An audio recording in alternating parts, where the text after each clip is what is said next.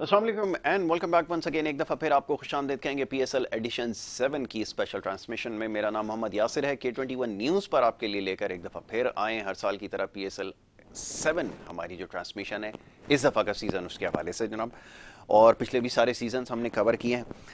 Interesting match इस वक्त जो है वो जारी है। Islamabad United versus Quetta Gladiators. Islamabad United दूसरी ऐसी टीम है जिसकी जो परफॉर्मेंस बहुत ज़्यादा बेहतरीन रही है। बहुत अच्छी क्रिकेट उन्होंने खेली है, लेकिन इस वक्त अगेंस्ट क्वेटा स्टार्ट से ही मैच जो है बड़ा इंटरेस्टिंग रहा है। कभी इस्लामाबाद यूनाइटेड की फेवर में गया, कभी जनाब क्वेटा ग्लैडिएटर्स की फेवर में गया। इस वक्त क्योंकि आखिरी लम्हात हैं और मैच जो है वो बड़े इंटरेस्टिंग मरहले में दाखिल हो चुका है। 4 गेंदों के ऊपर 5 रन जो है वो दरकार हैं। तो जनाब अब देखना यह है कि ये क्वेटा किस तरह मैच जो है वो फिनिश करती है, और मैच की जो आज स्टार परफॉर्मर हैं, परफॉर्मेंसेस जो इसमें रही हैं प्रोमिनेंट, उसके हवाले से भी बात करेंगे। इस्लामाबाद यूनाइटेड का आगाज़ आज निस्बतन आप समझ लें कि बेहतर रहा, और एलेक्स हेल्स की अगर बात करें इससे पहले वाले मैच के अंदर जो है वो जनाब चौका लगा दिया है। इस मोमेंट पर जो है जनाब 3 बॉलों के ऊपर 1 रन चाहिए, क्योंकि मैच के बारे में भी साथ साथ आपको बताता रहूँगा। स्कोर्स आर लेवल नाउ, और 1 रन चाहिए मैच जीतने के लिए। इस वक्त क्वेटा ग्लैडिएटर्स को लगता है 2 गेंदों कबल ही जो है वो मैच का स्कोर जो है वो पूरा कर लेंगे। बहरहाल इसके ऊपर बात कर रहे हैं, और मैच क्योंकि मुकम्मल हो जाएगा तो फिर तफसील से इसके ऊपर गुफ्तगू की जाएगी। इस्लामाबाद यूनाइटेड की तरफ से आज एलेक्स हेल्स ने बड़ा ज़बरदस्त स्टार्ट लिया, और एक मैच पहले, जैसे मैंने कुछ देर पहले अर्ज़ किया कि परफॉर्मेंस इतनी अच्छी नहीं रही, लेकिन इस मैच के अंदर उन्होंने कसर जो है वो निकाल दी। 62 रन उन्होंने किया, 38 गेंदों का सामना किया, 4 चौके और 4 छक्के उन्होंने लगाए। अच्छा जी, उसके बाद जनाब शादाब खान जो है वो बैटिंग करने के लिए आए। 12 रन उन्होंने स्कोर किए और 12 ही गेंदों का सामना किया। 5 विकेटों से मैच जो है वो क्वेटा ग्लैडिएटर्स के नाम हो चुका है। तो ये बड़ी ज़बरदस्त फतह जो है क्वेटा ग्लैडिएटर्स के हिस्से में आई है। अब इसके ऊपर जो है तफसीलन गुफ्तगू होगी। मैं बात कर रहा था थोड़े से आज के जो इस्लामाबाद के जो परफॉर्मर है उसके हवाले से। सरफराज अहमद ने चौका मारा, बिल्कुल ठीक है जी।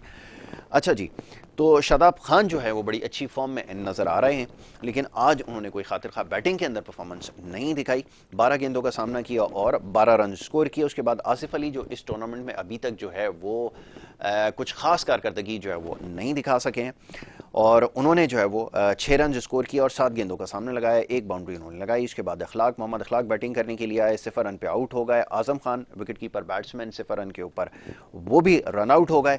लियाम डॉसन बैटिंग करने के लिए आए, 13 रन उन्होंने किए। उसके बाद फ़हीम अशरफ ने डाउन ऑर्डर के अंदर आकर वो काम कर दिखाया जिसकी इस्लामाबाद यूनाइटेड को ज़रूरत थी, और उन्होंने 28 गेंदों का सामना करते हुए 55 रन स्कोर किए, 5 चौके और 4 छक्के उन्होंने लगाए, और 196 के स्ट्राइक रेट से उन्होंने बैटिंग की। और आखिर में जो मोहम्मद वसीम है जूनियर, उन्होंने 12 रन स्कोर किए और 2 गेंदों का सामना किया, और 2 गेंदों पर बड़े ज़बरदस्त 2 छक्के लगाए, और 199 का टोटल बोर्ड के ऊपर सेट किया। 8 विकेटों के नुकसान पर इस्लामाबाद यूनाइटेड ने 199 रन बोर्ड के ऊपर सेट किए, जिसको कुछ देर पहले कोटा ग्लैडिएटर्स की टीम ने बड़ी कामयाबी से चेस किया 19.4 गेंदों पर 5 विकेटों के नुकसान पर।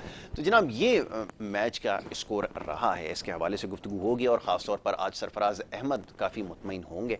इस्लामाबाद यूनाइटेड की टीम, जैसे मैंने अर्ज़ किया कि मुल्तान सुल्तान के बाद दूसरी ऐसी टीम है कि जो टूर्नामेंट के अंदर सबसे अच्छा परफॉर्म किया उन्होंने अब तक, और उसके बाद जनाब लाहौर कलंदर्स की टीम है। तो क्वेटा जो कि काफ़ी प्रेशर में नजर आई है, कराची में खेले गए मैचेस के अंदर कोई खातिर खा परफॉर्मेंस उन्होंने नहीं दी। लाहौर के अंदर आज जब उनका आगाज़ हुआ तो उन्होंने इस्लामाबाद यूनाइटेड जैसे मजबूत हरीफ को शिकस्त दी है। जनाब इसके ऊपर मैच में आज जो कुछ हुआ है गुफ्तगू करेंगे। हमारा एक्सपर्ट पैनल यहाँ पर मौजूद है। मोअज़्ज़ज़ मेहमानों को सबसे पहले खुशामदीद कहूँगा, और उसके बाद गुफ्तगू हमारी जारी रहेगी। सबसे पहले जो हमारे मोअज़्ज़ज़ मेहमान हैं जनाब मुनीर अल हक साहब, आप उन्हें हमारे प्रोग्राम्स में देख रहे हैं, उनकी गुफ्तगू सुन रहे हैं, और बहुत सारे सवालात भी आपने भेजे उनके लिए। आज उनकी खिदमत में रखूँगा और उनको सबसे पहले खुशामदीद कहूँगा और अस्सलाम वालेकुम। बहुत शुक्रिया जनाब मुनीर भाई प्रोग्राम में वक्त देने के लिए। दूसरे हमारे बड़े ख़ास मेहमान इस प्रोग्राम की जाम जनाब जमील अहमद साहब, उनको भी मैं खुशामदीद कहूँगा। बहुत शुक्रिया आपका भी जमील भाई प्रोग्राम में हमें वक्त देने के लिए। मुनीर भाई काफ़ी ज़्यादा प्रेशर में नज़र आ रहे थे सरफराज अहमद, लेकिन आज के मैच की ख़ास बात यह है कि सरफराज अहमद ने अपना पार्ट प्ले किया और मैच को जो है वो पार लगाया। फरमाइए। नहीं, बिल्कुल ठीक है। सबसे पहले बहुत शुक्रिया यासिर, और आपके तमाम देखने वालों की खिदमत में मेरा सलाम। सरफराज अहमद आज फ्रंट से लीड कर गए माशाल्लाह से। आखिरी 2 गेंदों पर 2 चौके लगाकर उन्होंने 50 भी स्कोर की और अपनी टीम को एक बहुत ही मच नीडेड विन, और 200 का टारगेट आसान नहीं होता, खास तौर से जब आपके इनफॉर्म प्लेयर आउट हो जाए तो उसके बाद बहुत प्रेशर आया था जेसन रॉय के आउट होने के बाद। लेकिन तारीफ करनी पड़ेगी सरफराज की, जो शुरू में बहुत स्लो खेल रहे थे, बल्कि 16-17 ओवर्स तक हमने देखा था कैसा लग रहा था उनसे शॉट नहीं लग रहे हैं। पर जब एक छक्का उन्होंने लगाया तो फिर एक छक्का लगाया, चौके लगाए और अपनी टीम को बड़ी शानदार फतह दिलवा दी। आज ज़रूरी था, इसलिए कि जितना अगर ये मैच नहीं जीतती कोयटा तो शायद इतना ओपन नहीं होता पीएसएल जितना अब होता जा रहा है। इसलिए जाहिर है इस्लामाबाद को भी अब टफ फाइट मिलेगी। कोयटा के भी 6 पॉइंट्स हो गए हैं, इस्लामाबाद के भी फिर दूसरी टीमों के 8 और 12 पॉइंट्स है, लाहौर और मुल्तान के।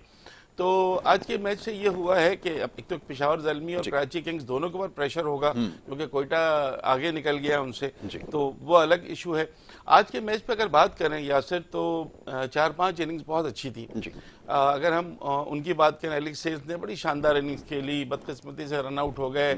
उसके बाद हमने फ़हीम अशरफ की इनिंग्स देखी जो हम बहुत अरसे से फ़हीम अशरफ को एक्चुअली हम मिस नहीं कर रहे थे, बल्कि हम समझ रहे थे कि उनमें वो चीज़ नहीं है कि वो इस तरह का खेल सके। जैसे आजकल हम इफ्तिखार अहमद का फॉर्म देख रहे हैं कि बिल्कुल आउट ऑफ फॉर्म में, इस तरह से उनकी परफॉर्मेंस रहती थी, बड़ी गाये बगाए, कभी बॉलिंग में दे दी, कभी एक आध बैटिंग में दे दी। लेकिन आज उन्होंने बड़ी डिफरेंट कारकर्दगी दिखाई है। मेरे ख्याल 25 गेंदों पर जो उनके 50 रन थे उससे 199 रन तक पहुंच गए इस्लामाबाद। और इस विकेट पर जहां पर मुल्तान की टीम 180 प्लस नहीं चेस कर सकी और टीमें नहीं पहुंच सकी, तो लग ये रहा था कि कोयटा के लिए बहुत मुश्किल हो जाएगा। मगर thanks to Jason Roy again फिर उन्होंने तकरीबन 200 के स्ट्राइक रेट से बैटिंग की और 27 गेंदों पर 50 रन उन्होंने बनाए। बहुत अच्छी उनकी इनिंग्स। जेम्स विंस जब अच्छा खेल रहे थे तो उनकी इनिंग्स का खात्मा किया शादाब ने, इससे पहले जेसन रॉय को, तो 2 बहुत अच्छी विकेटें शादाब ने ले ली थी। उस वक्त जो है स्ट्राइक रेट भी रुक गया था, रन नहीं बन रहे थे कोयटा से। इस वक्त ये लग रहा था कि इस्लामाबाद की टीम ने अपना काम कर लिया है, शादाब ने 2 इंपॉर्टेंट विकेटें ली, अब किसी को ऐसा मौका नहीं मिलेगा। फिर आए उमर अकमल, पहली दफा खिलाया गया। ये वही उमर अकमल हैं कि 2 साल पहले जब पाबंदी लगी इनके ऊपर, तो आखिरी रात दूसरे दिन से शुरू होना था तो इनके ऊपर मैच फिक्सिंग की पाबंदी लगी और इनको हटा दिया गया इंटरनेशनल क्रिकेट। फिर बहुत कुछ हुआ, वापसी हुई, बड़ी धुआंधार इनकी वापसी हुई कोयटा में और उन्होंने बड़ी शानदार बैटिंग की, आखिर में बड़ी जारहाना बैटिंग की, 3 छक्के लगा दिए, 8 गेंदों पर आई थिंक 22 रन या कुछ स्कोर कर दिया उन्होंने, बड़ी अच्छी परफॉर्मेंस। तो overall it's a great win for Quetta. मैं कहूँगा बड़ी फतह है, इसलिए कि अच्छा नहीं खेले थे कराची में, 5 में से 2 मैच जीत सके थे, लेकिन अपने पहले मैच में लाहौर में इन्होंने एक बड़ी टीम को शिकस्त दी। शादाब बहुत अच्छा लीड कर रहे हैं, लेकिन उसको शिकस्त देने का मतलब है कोयटा के हौसला वापस बुलंद होगा। सरफराज का फॉर्म में आना ये कोयटा के लिए बहुत अच्छी खुशाइन बात है। बिल्कुल आपने ठीक कहा। कोयटा की जानिब से जो बैटिंग में आज स्टार परफॉर्मर रहे हैं उसमें जेसन रॉय सरफहरिस्त हैं, ओपनिंग बैट्समैन। 54 रन स्कोर किए, 27 गेंदों का सामना किया, 10 चौके लगाए और 1 छक्का लगाया। बहुत ही शानदार नॉक, 200 के स्ट्राइक रेट से उन्होंने बैटिंग की है। एहसान अली 30 रन बनाने में कामयाब हुए, 23 गेंदों का उन्होंने सामना किया, 3 चौके लगाए, 1 छक्का उन्होंने लगाया। जेम्स विंस आए, 29 रन उन्होंने किए 22 गेंदों के ऊपर। उसके बाद जो है जनाब सरफराज अहमद आए और आज की जो ज़बरदस्त परफॉर्मेंस रही है जिस पे अभी गुफ्तगू हो रही थी, 32 गेंदों के ऊपर 50 रन उन्होंने स्कोर किए, 3 चौके लगाए और 2 छक्के लगाए। उसके बाद इफ्तिखार अहमद आए, कोई खास परफॉर्मेंस आज उनकी नहीं रही, एक दफ़ा फिर वो ऑफ कलर नजर आए, 4 रन उन्होंने सिर्फ स्कोर किए। उमर अकमल ने 23 रन किए, सिर्फ 8 गेंदों का सामना किया और 3 छक्के उन्होंने लगाए। जेम्स फॉकनर आखिरी इनके बैट्समैन थे, 1 रन ही उन्होंने बनाया और ये मैच बासानी जो है कोयटा ग्लैडिएटर्स ने अपने नाम किया। जमील भाई फरमाइएगा, जेसन रॉय स्टार परफॉर्मर, उनके वापस आने के बाद कोयटा ग्लैडिएटर्स के अंदर क्या तब्दीली नजर आई है, और ये जरा बताइएगा कि लाहौर में जाते ही अपना जो आगाज है, अगर जीत से कोई टीम करती है जो यहाँ अच्छा परफॉर्म नहीं जिसने किया, कितना आगे जाके उसका फायदा इससे हो सकता है, मैं चाहूंगा इस पर गुफ्तगू कीजिए। देखिए जो यहाँ पर मैच हुआ था, यहाँ पर भी 200 रन चेस किए थे और वो जो इनिंग है सबको याद होगी, 16 रन की इनिंग, 57 गेंदों पे 11 चौके 8 छक्के जेसन रॉय ने मारे थे। तो तवक्कात तो बढ़ गई थी उनसे कि आज जो ये जो 199 रन का जो किए हैं और 200 रन का टारगेट मिला है, 200 चेस करने, तो जिस अंदाज में उन्होंने आगे शुरू किया है खेलना, ऐसा लग रहा था जहां से उन्होंने इनिंग खत्म की थी वहीं से शुरू किया है। बिल्कुल ऐसा। और उसका ये समझ लीजिए कि एहसान अली जो है ना, देखें जेसन रॉय तो अपनी जगह पे, लेकिन एहसान अली की भी तारीफ करना होगी कि जितनी अच्छी फॉर्म में वो है ना और जिस तरह उनके बल्ले पर गेंद आ रही है, और तो वो भी बहुत अच्छा खेले हैं। 30 रन की इनिंग उन्होंने खेली है और इन्होंने 54 रन किए 27 गेंदों पे 200 रन के स्ट्राइक रेट से, लेकिन 88 रन इन्होंने कर दिए थे 1 विकेट के ऊपर।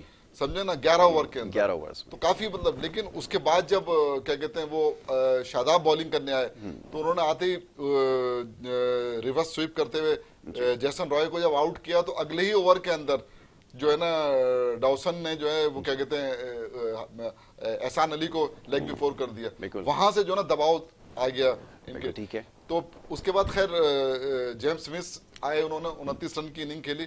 लेकिन जो असल जो तारीफ है ना वो है जिसने, देखें मैच जिसने फिनिश किया ना, फिनिशर जो होता है ना, वो जो है ना, हम देखें आज तक जावेद मिराज को याद करते हैं क्योंकि वो मैच फिनिश करते थे। बिल्कुल ऐसे ही। आज जिस तरह कप्तान सरफराज अहमद ने इसी प्रोग्राम में बैठ के, आपको याद होगा मैंने कहा था कि मैं चाहता हूं कि सरफराज जो है ना वो सरफराज नजर आए जो कभी हुआ करता था। तो और 2015 का वर्ल्ड कप भी आपको याद होगा, जिसमें सरफराज ने जिस दबाव में आके सेंचुरी भी की, 6 कैंची भी पकड़े।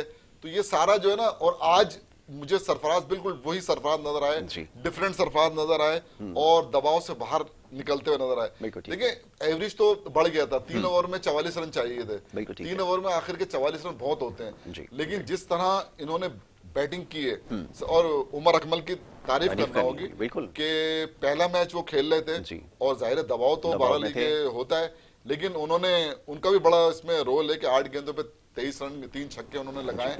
तो जो एक महसूस हो रहा था, एक चीज जो है ना दोनों में तकरीबन जो है ना वो है कि उन्होंने जो है ना क्या कहते हैं इस्लामाबाद यूनाइटेड ने, उन्होंने 65 रन बनाए आखिर के 5 ओवर में, और इन्होंने तकरीबन 67-66 रन बनाए, तो तकरीबन जो है ना करीब बराबर की। तो मतलब इससे ये पता चलता है कि अगर विकेट इन हैंड है तो आप जो है 12 रन का एवरेज भी, रन रेट भी जो है ना वो जो चेस कर सकते हैं। तो ये दोनों की तरफ से मतलब ये, लेकिन जब पहले बैटिंग करते हुए बनाना तो है ना निस्बतन आसान। ठीक है।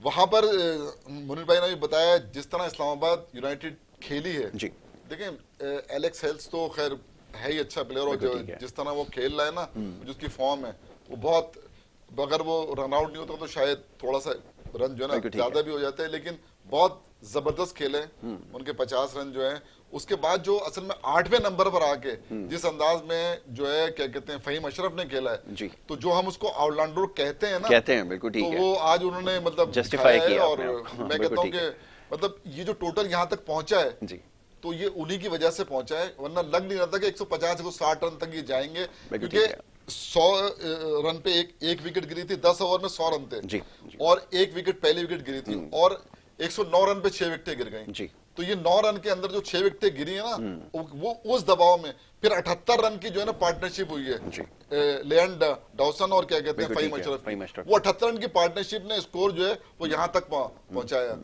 तो मैं समझता हूँ कि कोयटा की जो है ना टीम को वो जो पिछला जीत थी वो, और ये जो आज जो जीती वो जो तसलसल है उसका बहुत फायदा होगा, और पॉइंट टेबल जो है वो भी अब जो है ना दिलचस्प हो गया। आपने बिल्कुल ठीक कहा कि सूरत हाल अब जनाब ही अक्सर मुख्तलिफ है। कोयटा की टीम जो है उसने अपना कमबैक कर लिया है, और कमबैक भी बड़ा स्ट्रांग हुआ है। और जनाब बॉलिंग की थोड़ी सी बात कर लें कि आज की जो बॉलिंग है उसमें लियाम डॉसन ने 4 ओवर्स किए, 30 रन दिए और 1 विकेट हासिल की। इस्लामाबाद यूनाइटेड की जानिब से फहीम अशरफ ने 3 ओवर्स के 27 रन दिए, कोई विकेट ना ले सके। मोहम्मद वसीम ने 4 ओवर किए, 61 रन दिए और 1 विकेट उन्होंने हासिल की। और इसी तरह हसन अली 3.4 ओवर्स में 49 रन उन्होंने दिए, बहुत ज़्यादा एक्सपेंसिव रहे हैं, इसके ऊपर अभी बात करेंगे। शादाब खान ने 4 ओवर में 25 रन दिए और 3 खिलाड़ियों को आउट किया। वंडर बॉय है, जिस दिन रन्स नहीं करता उस दिन विकेट लेता है, और ज़्यादातर ये होता है कि वो विकेट भी लेता है और बैटिंग भी करता है। Is my favourite now, is become my favourite. तो जनाब अब आखिर में जो है ज़मीर आए, 1 ओवर किया, उन्होंने 7 रन दिए, तो कोई ख़ास ऐसी परफॉर्मेंस नहीं है।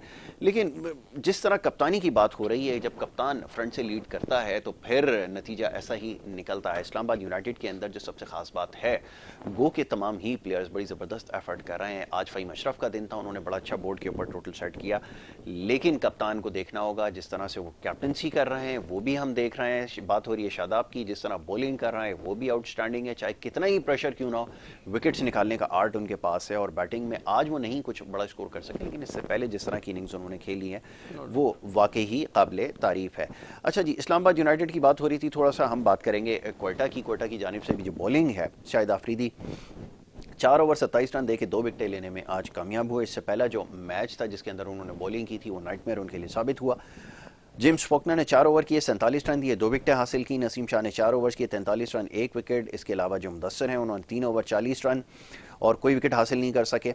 और इस तरह जो है कोई खास परफॉर्मेंसेज जो बॉलिंग के अंदर सिवाय इन चंद बॉलर्स के जो नहीं नजर आई, क्योंकि आज इतना मार्जिन आपके पास था नहीं। T20 में कम ही होता है, लेकिन सबसे इंपॉर्टेंट चीज़ ये होती है कि रन्स कौन ज़्यादा कंटेन करता है। जी, बॉलिंग के हवाले से और शाहिद आफरीदी के हवाले से पहले थोड़ी बात हो जाए। जी, लेकिन बॉलिंग के हवाले से तो अगर बात करेंगे तो पहले शादाब खान की बात करनी बिल्कुल, होगी। यहीं से 4 स्टार्ट ओवर किया जाए। 25 रन 3 विकेटें और 3 में से 2 बहुत ही इंपॉर्टेंट विकेटें, बल्कि इफ्तिखार की विकेट भी बहुत इंपॉर्टेंट है। yes. Jason Roy, James Finch 2 सबसे अच्छे इनके फॉरेन प्लेयर्स हैं और उन पर बहुत डिपेंड भी कर रहे थे और वो खेल भी अच्छा रहे थे। शादाब ने दोनों को बोल्ड किया, एक को रिवर्स स्वीप पे और एक को उन्होंने अपनी बेहतरीन गुगली से, लेकिन इफ्तिखार को भी बाद में आउट किया। तो बहुत अच्छी उनकी बॉलिंग थी। उनकी बॉलिंग, बैटिंग में वो ज्यादा स्कोर नहीं कर सके। शाहिद आफरीदी के गेंद को ऊंचा खेल दिया उन्होंने, लेकिन लीड अच्छा कर रहे थे, फ्रंट से कोशिश कर रहे थे कि मतलब बॉलर्स उनका साथ नहीं दे सके। खास तौर से आज हसन अली के लिए अच्छा दिन नहीं था।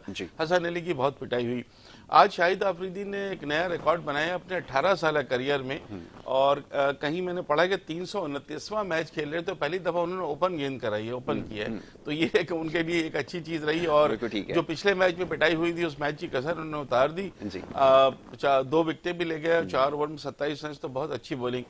देखिए आज जो है ना, जैसी इनिंग्स एलेक्स हेल्स ने खेली थी ना, तो हेल्स की इनिंग्स का मुतबादिल तो हमने जेसन रॉय को देख लिया, लेकिन फिर बाद में जो कोयटा की हालत हो गई थी मिडिल ओवर्स में 10 ओवर के बाद, तो ऐसा लग रहा था इस्लामाबाद बहुत हावी है।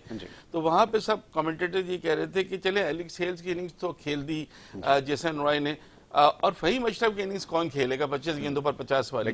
तो वो देखा जाए तो बाद में वो इनिंग्स खेल दी कप्तान सरफराज ने और उनका बड़ा भरपूर साथ दिया। 300 के स्ट्राइक रेट से ऑलमोस्ट खेले, 8 गेंदों पर 23 रन, मजाक नहीं होता, और वो भी पहली दफा आपको खिलाया जाएगा और आप पुराने उमर अकमल के तौर पर नजर आए। तो सरफराज ऐसा लग रहा था कि शुरू में इंतजार में थे जी, जैसी राइट टाइम पे क्लिक करने का वक्त होता है ना, वहां पे उन्होंने क्लिक किया और 2 गेंद पहले सही जगह पर आए वो। अभी इसके ऊपर मजीद आपसे बात की जाएगी कि आज उन्होंने डिसीजन लिया और वो सही बैटिंग करने आए सही ऑर्डर पर। उसके बाद जो हुआ है वो हम सब ने देखा है, पुराने सरफराज अहमद नजर आए, सबके लिए बड़ी खुशी की बात है।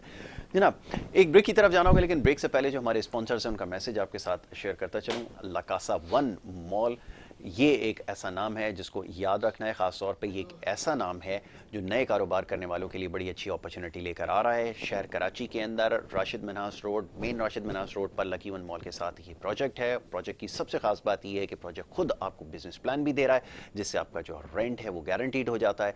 ये सबसे अच्छी अपॉर्चुनिटीज़ है नए काम करने वालों के लिए और पुराने काम करने वालों के लिए भी यकीनन।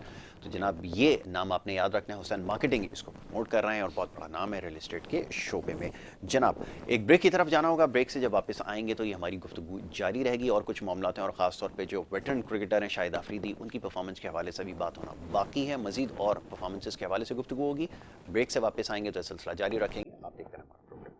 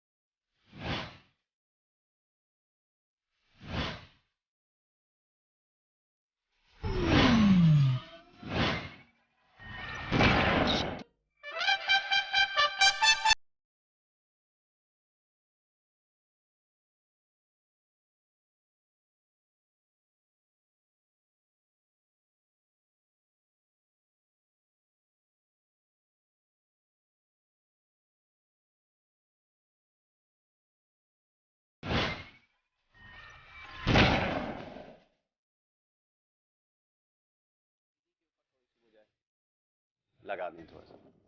वेलकम बैक वंस अगेन, एक दफ़ा फिर आपको खुशामदीद कहेंगे। ब्रेक पे जाने से पहले यहीं पे गुफ्तगू हो रही थी जनाब आज के होने वाले मैच के हवाले से। बड़ा इंटरेस्टिंग मैच रहा है। कोयटा ग्लैडिएटर्स की आज बड़ी शानदार परफॉर्मेंस रही है और उसमें भी काबिल तारीफ परफॉर्मेंस उनके कप्तान सरफराज अहमद, जो कि बड़ा टाइमली आज उन्होंने 50 लगाया और मैच को आज फिनिश भी किया। ये वही सरफराज अहमद हैं जिनकी परफॉर्मेंस देखने के लिए लोग शायकीन, उनके फैंस काफ़ी देर से मुंतज़र थे।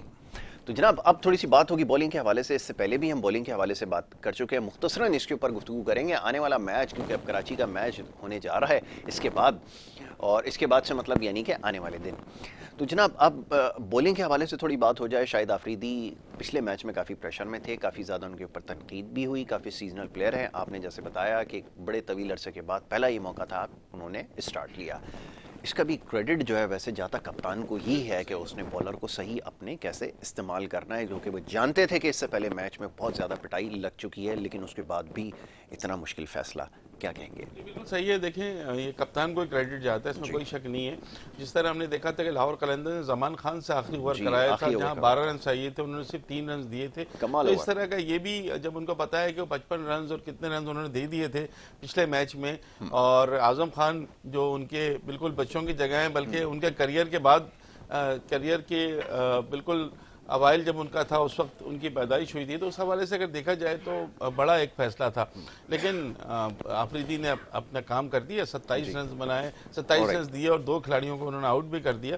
तो आफरीदी की बॉलिंग या किसी के उस हवाले से नहीं था, लेकिन आज का मैच जो है ना, उसमें चंद खिलाड़ियों की कारकर्दगी को आप बिल्कुल नहीं भुला सकते।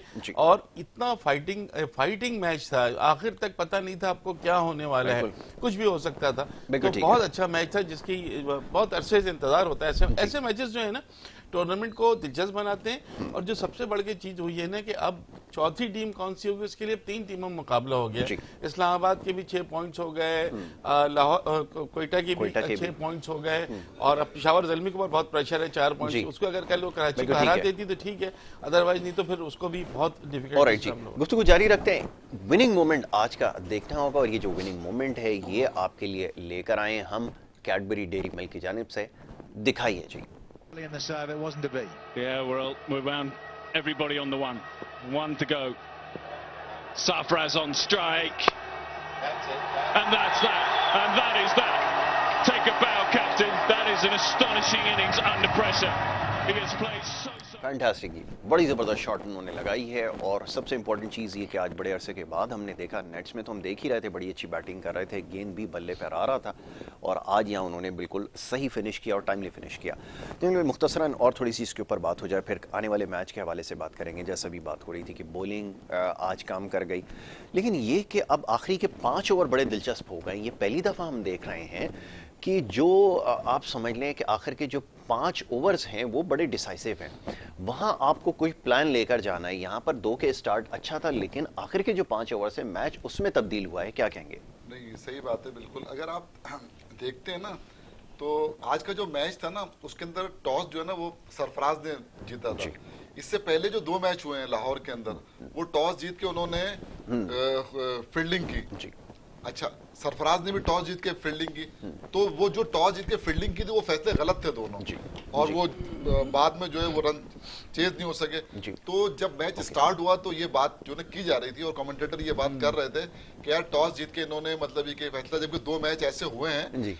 लेकिन एक मरहले पे जब 100 रन थे और 10 ओवर में, तो ऐसा लग रहा था कि शायद सरफराज का ये फैसला जो है वो दुरुस्त नहीं है। लेकिन फिर ये 9 रन के अंदर जो है 100 से और 109 रन में 6 विकेटें गिरी, तो एकदम चेंज आ गया कि भाई वो। और फिर बाद में फिर जिस तरह फाइव मैच, देखिए इस तरह के जो मैचेस होते हैं ना, ये तमाशाइयों को खींच के लाते हैं स्टेडियम के अंदर। सबसे अहम बात ये, इस तरह के मैच, कराची के मैचेस भी हाई स्कोरिंग मैचेस थे, यहाँ पे भी मैच, अभी जो 2 मैच हुए थे ना वो इतने अच्छे नहीं थे, क्योंकि अगर एक मैच 42 रन से के फर्क से हुआ, तो अगर 30 रन या 20 रन भी हो ना तो इतना मजा नहीं आता मैच में। ये जो मैच होते हैं ना, जिसमें आखिरी तक नहीं पता चले कि कौन सी टीम जीतेगी, तो ये इस तरह के मैचेस अगर होंगे तो आप जो तमाशाई हैं, तो मैं समझता हूँ कि स्टेडियम भरने के अंदर कोई मतलब वो नहीं है। अगर जैसे कि ये शायद 20 तारीख के बाद ये 100% कर रहे हैं, तो मुझे लगता है कि स्टेडियम इस तरह के मैचेस खचाखच जो है ना, क्योंकि अब जाके जो एक मोमेंटम बना है और जो जिस अंदाज में टीमें खेल रही हैं, और अभी हम ये समझ लें कि कोयटा जो है ना, कोयटा वो मैच जीत के 4थे नंबर पे आ गई थी, 4थे नंबर पे उसने बरकरार रखा हुआ है अपने आप को। तो अब ये पेशावर के लिए और कराची के लिए थोड़ा सा मतलब, खास तौर पर पेशावर के लिए ये परेशानी की बात है। जो आज कोयटा जो है ना जीता है, तो अब जो है ना, क्योंकि कराची का तो कोई पॉइंट नहीं, कल 12 लीग देखते हैं क्या करता है कराची। उम्मीद है कि कोई पॉइंट हासिल कर ही लेगी, क्योंकि अभी तक तो ऐसा नजर नहीं आया है। इस टूर्नामेंट में सबसे ज़्यादा स्ट्रगल जिस टीम ने किया है वो कराची की टीम है। उनके कप्तान इस पूरे PSL के हाईएस्ट स्कोरर भी। और जनाब ये बड़ी अजीब बात है, अब इसके ऊपर क्या कहा जाए, कोई भी चीज़ कराची के लिए काम नहीं कर रही। ना टीम कॉम्बिनेशन नज़र आ रहा है, ना बैटिंग नज़र आ रही है, ना बॉलिंग नज़र आ रही है, ना फील्डिंग नज़र आ रही है, ना खिलाड़ियों में एनर्जी नज़र आ रही है। क्या आपके ख्याल में ये मिरेकल से कम नहीं होगा अगर वो कम बैक कर लेते हैं और कल का मैच जीत जाते हैं, दो कि इतना स्ट्रांग उनके अगेंस्ट जो है वो ओपोनेंट नहीं है? आप क्या कहेंगे? देखिए, जैसा हम कह रहे हैं ना, कोयटा ने आज मैच जीतकर पेशावर के लिए बहुत मुश्किल खड़ी कर दी है, तो अब कल पेशावर के लिए मस्ट विन है और कराची के लिए तो मस्ट विन है ही है। यानी कराची की टीम तो अदरवाइज बाहर हो जाएगी, पर तो मुमकिन नहीं रहेगा कि वो सारे मैच जीत के भी फिर उनको पॉइंट्स टेबल और दूसरी। लेकिन पेशावर ज़ल्मी के साथ एक और मुश्किल है। पेशावर ज़ल्मी अगर मेरे ख्याल पॉइंट्स टेबल आप देखेंगे तो नेट रन रेट में सबसे नीचे है, -1.3 या कुछ इतना नेट रन रेट है, जिसका मतलब है कि उसको न सिर्फ जीतना है बल्कि बड़े मार्जिन से जीतना है। अब क्या कल कराची की टीम बिल्कुल उसी तरह हारेगी जिस तरह हारती हुई आ रही है, तो पेशावर की टीम जो है कुछ शायद अपने नेट रन रेट को बेहतर बना ले और दो कीमती पॉइंट्स भी ले ले। लेकिन दूसरी जानिब लाहौर उनका होम ग्राउंड है, उनके कप्तान का, वो वही खिलाड़ी हैं कि जो कुछ स्कोर कर रहा है। देखिए, कराची का मसला ये है कि कराची की टीम में पूरी बैटिंग लाइन में सिर्फ 2 खिलाड़ी ऐसे हैं जिन्होंने 50 स्कोर की, एक 50, वो भी पूरे अभी तक 5 मैचेस में। एक बाबर आजम ने 50 स्कोर की, एक शर्जील खान ने की है। उसके अलावा किसी खिलाड़ी का कोई स्कोर नहीं है। बाबर ने 194 रन बनाए हैं 5 मैचेस में, लेकिन अब वो भी टॉप में मेरे ख्याल 7वें 8वें नंबर पर आ गए हैं। जो है दूसरे तमाम खिलाड़ी अच्छी, अब वो 400 प्लस रन बना चुके हैं, 416 रन फखर जमान, फिर शान मसूद, मोहम्मद रिजवान, सब 300 रन बना चुके हैं, तो वो तो अपनी जगह है। लेकिन कराची के जो बाकी खिलाड़ी हैं वो क्या कर रहे हैं, लुइस ग्रेगरी क्या कर रहे हैं, या उसके अलावा जो उनके वो तो चले गए, मोहम्मद नबी। आपको पता है मोहम्मद नबी को IPL में इतनी खराब परफॉर्मेंस इनकी यहाँ है कि IPL में 2 रोज में पिक नहीं हो सके, हालांकि बड़े अच्छे, वो बड़े यूजफुल ऑलराउंडर में उनका शुमार होता है, उसके बावजूद वो पिक नहीं हो सके। तो अब नबी को भी देखना है कि वो परफॉर्मेंस नहीं दे रहे हैं, ग्रेगरी को भी देखना है कि वो परफॉर्मेंस नहीं दे रहे, करेंगे तो क्या करेंगे, उनसे किसी से परफॉर्मेंस हो नहीं रही कराची की। इमाद वसीम जो उनके कप्तान थे, हम सब ने देख लिया कि वो कुछ भी नहीं कर पा रहे हैं। तो कल का बहुत ही इंपॉर्टेंट मैच है, कल डबल हेडर है और 2:30 बजे ये मैच है। ठीक है, चले इसके ऊपर इंशाल्लाह कल हमारी गुफ्तगू जारी रहेगी। दोनों मेहमानों का बड़ा शुक्रगुजार हूँ, उन्होंने प्रोग्राम में वक्त दिया। जमील भाई आपका बहुत शुक्रिया, मुनीर भाई आपका बहुत शुक्रिया, दोनों मेहमान हमारे साथ यहाँ पे शरीक गुफ्तगू रहे। और कल इंशाल्लाह जैसा भी बात हुई है, बड़े इंपॉर्टेंट मैचेस हैं, उसके ऊपर कल इंशाल्लाह प्रोग्राम में जरूर गुफ्तगू होगी। इजाजत लेनी है, लेकिन उससे पहले जो हमारे स्पॉन्सर्स हैं उनका मैसेज आप तक पहुँचा दूँ। ज़मीन.com जायदाद की खरीदो फरोख्त के लिए एक बेहतरीन पोर्टल है, एक ऐसी वेबसाइट है जिसके ऊपर आप जाकर विजिट कर सकते हैं। किसी भी प्रॉपर्टी के हवाले से आपको डिटेल उसके ऊपर मिल जाएगी। सबसे इंपॉर्टेंट चीज़ ये कि जनाब इसको देखने वालों की तादाद जो हर माह बढ़ती जा रही है, तकरीबन 55 लाख से ज़्यादा इनके महीने में जो है वो टर्न आउट है। तो ये एक बड़ी ज़बरदस्त चीज़ है, प्रॉपर्टी के हवाले से जो काम कर रहे हैं उनके लिए बड़ी अच्छी अपॉर्चुनिटी है। ज़मीन.com, इसको जरूर विजिट कीजिए। इजाज़त लेने का वक्त है, कल इंशाल्लाह दोबारा मुलाकात होगी। अपना बहुत ख्याल रखिएगा। मोहम्मद यासिर को और हमारी टीम को दीजिए इजाज़त। अल्लाह निगहबान।